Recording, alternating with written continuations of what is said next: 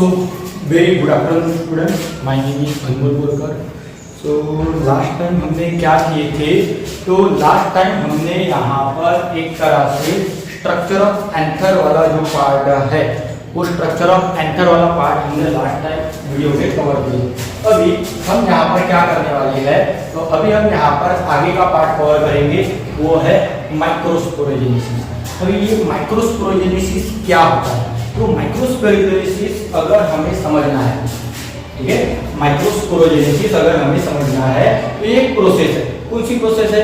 जहां पर हमें क्या करना है, हैप्लॉइड माइक्रोस्पोर, ठीक है, जहां पर हमें क्या तैयार करना है, हैप्लॉइड माइक्रोस्पोर जो है वो माइक्रोस्पोर तैयार करना है। लेकिन ये माइक्रोस्पोर तैयार कहाँ से होता है, ये भी हमें पता होना चाहिए। सबसे पहले हमें ये पता होना चाहिए कि ये जो माइक्रोस्पोर की हम बात कर रहे हैं, ये माइक्रोस्पोर कहाँ से तैयार होता है, ये हम बात करेंगे। तो माइक्रोस्पोर तैयार कैसे होता है ये समझने के लिए पहले हमको लास्ट जो हमने स्ट्रक्चर ऑफ एंथर वाली जो डायग्राम दिखे थे, उस डायग्राम की हम यहाँ पर देखेंगे, ठीक है। इस डायग्राम में ये एंथर वॉल अलग अलग लेयर्स होते हैं, एंडोथेलियम, ठीक है, ऐसे अलग अलग लेयर होते हैं। और इन्हीं लेयर में सबसे अंदर जो होता है वो होता है माइक्रोस्पोरेंजियम।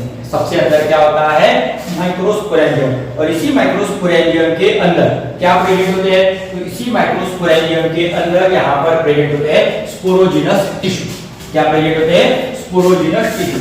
अभी ये जो स्पोरोजिनस टिश्यू है ये वहां पर क्या कर रही है? तो यही sporogenous tissue, this sporogenous tissue act as a microspore. यही स्पोरोजिनस टिश्यू कैसे एक्ट करेंगे, आगे जाकर माइक्रोस्पोर के जैसे एक्ट करेंगे, यानी एक तरह से माइक्रोस्पोर मदर सेल के जैसे काम करेंगे, ठीक है। स्पोरोजिनस टिश्यू कैसे काम करेंगे, माइक्रोस्पोर मदर सेल के जैसे, ठीक है, जो नॉर्मली क्या है डिप्लॉइड। और हमारे को जो हमें जो चाहिए, हमें यहाँ पर जो माइक्रोस्पोर चाहिए वो मेनली होता है हैप्लॉइड। हमें जो माइक्रोस्पोर चाहिए वो कैसा है, हैप्लॉइड। तो ये माइक्रोस्पोर मदर सेल कैसी है, यहाँ पर डिप्लॉइड। अभी प्रोसेस कैसे चल रही है ये समझिए, ठीक है। तो प्रोसेस कैसे चल रही है, तो हमारे पास ये ऐसे बहुत सारे स्पोरोजिनस टिश्यू, उनमें से कुछ सेल यहाँ पर कैसे काम कर रही है, माइक्रोस्पोर मदर सेल, या जिसको हम यहाँ पर क्या बोल रहे हैं, मियोसाइट भी बोलने का काम कर रहे हैं, जिसको हम यहाँ पर क्या बोलते हैं, मियोसाइट भी यहाँ पर बोलते हैं। अभी ये जो मियोसाइट है या ये जो माइक्रोस्पोर मदर सेल है, ये करेंगे मियोसिस 1।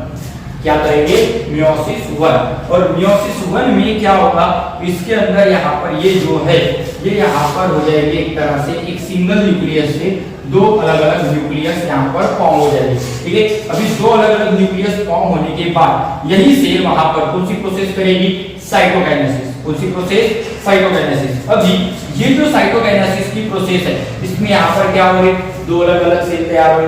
अभी ये दो अलग अलग सेल तैयार होने के बाद ये यहाँ पर क्या कर रहे, तो ये दोनों अलग अलग सेल यहाँ पर आगे जाके फिर से करेंगे मियोसिस 2। ये दोनों सेल आगे जाकर क्या करेंगे, मियोसिस 2। और जब ये दोनों सेल आगे जाकर मियोसिस 2 करेंगे तो मियोसिस 2 करने के बाद यहाँ पर क्या हो जाएंगे, यहाँ पर दो अलग अलग जो सेल है, ठीक है, दो अलग अलग सेल के अंदर यहाँ पर क्या हो जाएंगे, दो अलग अलग न्यूक्लियस यहाँ पर इस तरह क्या होंगे, फॉर्म हो जाएंगे। अभी यहाँ पर कितने हो गए, दो सेल के अंदर दो अलग अलग न्यूक्लियस है। अभी ये जो दो अलग अलग न्यूक्लियस है ये सेल यहाँ पर क्या करेंगे, कौन सी प्रोसेस करेंगे, साइटोकाइनेसिस। जब ये साइटोकाइनेसिस करेंगे तो साइटोकाइनेसिस की वजह से यहाँ पर क्या होगा, तो यहाँ पर बन जाएंगे ये 4 माइक्रोस्पोर, ठीक है। क्या बनेंगे, टोटल 4 माइक्रोस्पोर यहाँ पर बने। और ये जो टोटल 4 माइक्रोस्पोर यहाँ पर बन रहे हैं, इनको ही हम बोलते हैं माइक्रोस्पोर टेट्राड। क्या बोलते हैं, इनको ही हम यहाँ पर माइक्रोस्पोर टेट्राड, ठीक है। ये जो 4 माइक्रोस्पोर, ये 1 2 3 4 माइक्रोस्पोर है। ये जो 4 माइक्रोस्पोर यहाँ पर बने हैं, इनको ही हम यहाँ पर क्या बोल रहे, तो इनको ही हम यहाँ पर बोल रहे हैं माइक्रोस्पोर टेट्राड। अभी ये जो माइक्रोस्पोर टेट्राड है, ठीक है, ये सब एक दूसरे से अटैच है। ये सब यहाँ पर क्या है, एक दूसरे से अटैच है। इन सबको अटैच रखने के लिए यहाँ पर होता है कैलोस, ठीक है। कैलोस क्या है, एक तरह का पॉलीसैकेराइड है। कैलोस क्या है, एक तरह का पॉलीसैकेराइड है। और यही पॉलीसैकेराइड क्या कर रहा है, यहाँ पर जो मेनली इन चारों ही माइक्रोस्पोर को अटैच रखता है। कहाँ पर प्रेजेंट होता है, तो जो माइक्रोस्पोर होता है, माइक्रोस्पोर की जो सेल वॉल होती है, उस सेल वॉल के अंदर ये जो कैलोस है, ये कैलोस वहां पर क्या होता है, प्रेजेंट होता है। अभी ये जो माइक्रोस्पोर मदर सेल है has callose in its cell wall, बोले हमने, ठीक है, कि ये जो कैलोज है, ये कैलोज कहां पर प्रेजेंट है, माइक्रोस्पोर के जो सेल वॉल है उस सेल वॉल पे ये वहां पर क्या है, प्रेजेंट है, ठीक है। ये क्या करेगा, तो यही वहां पर एक तरह से जो टेट्राड है, जो माइक्रोस्पोर टेट्राड है, ये माइक्रोस्पोर टेट्राड फॉर्म करने के लिए या फिर इन सबको एक दूसरे से क्या करने के लिए, बाइंड करने के लिए, जोड़ के रखने के लिए, इन सबको बाइंड करने के लिए, जोड़ के रखने के लिए यहाँ पर कौन हेल्प करेगा, ये कैलोज वहां पर हेल्प करेगा। अभी हमारे पास ये जो यहाँ पर माइक्रोस्पोर है, ये दो टाइप के, क्योंकि प्लांट्स दो टाइप के नॉर्मली हम सबको पता है, एक वहां पर मोनोकोटिलिडोन और एक डाइकोटिलिडोन। सेम उसी तरह यहाँ पर हमारे पास जो माइक्रोस्पोर टेट्राड है, ये भी यहाँ पर दो टाइप के, दो टाइप के कौन से, तो एक है बेटा आइसोबायलैटरल और एक है टेट्राहेड्रल। आइसोबायलैटरल मेनली मोनोकॉट्स के अंदर दिखेगी, आइसोबायलैटरल किसके अंदर दिखेंगे, मोनोकॉट्स के अंदर, जो लगभग ऐसे दिखेंगे, ठीक है।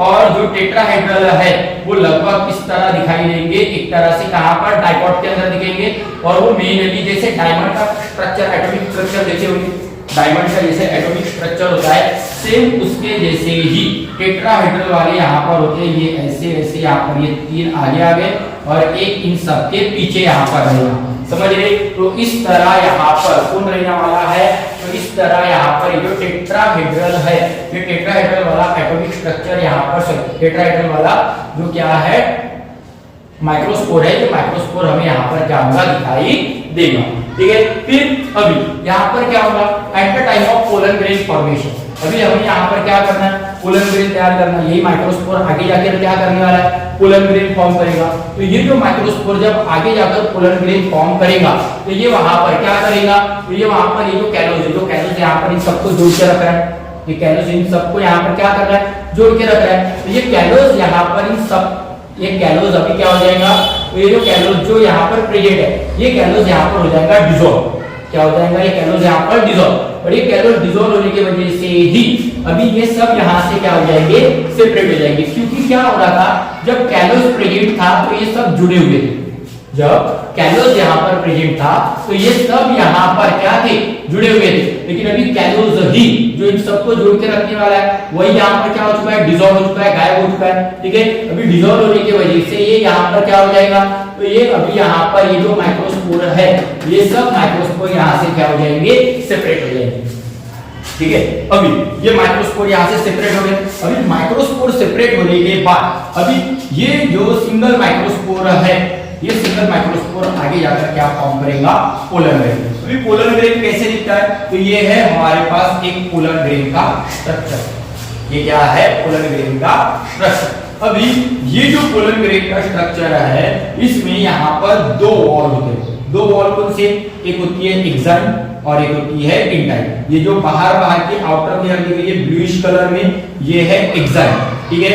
ये वहां पर थिक लेयर होती है, कैसी लेयर है, थिक लेयर है, नॉन बायोडिग्रेडेबल है, कभी भी डिग्रेड नहीं होती, कभी भी खत्म नहीं होती, इजीली इसको खत्म नहीं कर सकते। क्योंकि पोलन ग्रेन नॉर्मली इनको क्या करना है, अभी आगे जाकर पॉलिनेशन वगैरह करना है, तो अलग अलग एनवायरनमेंट के हिसाब से वो पोलन ग्रेन वहां पर रहनी चाहिए। इसीलिए ये एक्साइन यहाँ पर कैसी होती है, नॉन बायोडिग्रेडेबल होती है, कैसी होती है, नॉन बायोडिग्रेडेबल होती है। और कौन से सब्सटेंस की वजह से होती है, तो उनके अंदर एक सब्सटेंस होता है स्पोरोपोलेनिन, कौन सा सब्सटेंस है, स्पोरोपोलेनिन। और यही स्पोरोपोलेनिन यहाँ पर क्या कर रहा है, तो यही स्पोरोपोलेनिन ये जो एक्साइन है, एक्साइन को नॉन बायोडिग्रेडेबल यहाँ पर बना रहा है। फिर अगर हम यहाँ पर बात करते हैं, तो अंदर की जो लेयर है वो है ब्लैक कलर में जो दिख रही है, ये है इंटाइन, ये है इनर वॉल। ये क्या है, inner wall. Exine outer wall है, इंटाइन इनर वॉल है, ठीक है। ये जो है ये मेनली बनी होती है यहाँ पर सेलुलोज और पेक्टिन, किससे बनी होती है, ये वहां पर मेनली सेलुलोज और पेक्टिन से, ठीक है। फिर इनके अंदर में ये जो है, ये क्या है, ये जो यहाँ पर है, ये है साइटोप्लाज्म, ये है, ये यहाँ पर है इसका वाला न्यूक्लियस, ठीक है। ये क्या है, तो ये यहाँ पर पोलन ग्रेन का न्यूक्लियस। और ये जो दो एक्साइन होती है, ठीक है, जो दो एक्साइन होती है, दो एक्साइन के बीच में यहाँ पर गैप होती है, जिसको बोलते हैं जर्म कोड, जो आगे जाकर हमें यहाँ पर जो पोलन ट्यूब होती है, जो क्या होती है पोलर ट्यूब होती है, वो अपन नेक्स्ट वीडियो में कवर करेंगे वैसे अपन, ठीक है। तो यहाँ पर जैसे डेवलपमेंट ऑफ पोलन ग्रेन जो है वो अपन पढ़ेंगे, तो उसमें यहाँ पर आगे जाकर इसी जर्म पोर से क्या निकलने वाली है, तो पोलन ट्यूब वहां पर निकलने वाली है, और यही पोलन ट्यूब वहां पर फॉर्म करने के लिए वहां पर कौन रिस्पॉन्सिबल रहेगा, यानी कहां से पोलन ट्यूब निकलने वाली है, ये पोलन ट्यूब इसी जर्म पोर से यहाँ पर क्या होने वाली है, निकलने वाली है, ठीक है। तो बाकी फर्दर जो वीडियोस है उन वीडियोस को देखने के लिए, ठीक है, चैनल को सब्सक्राइब करें, लाइक करें और वीडियो ऐसे ही देखते रहें।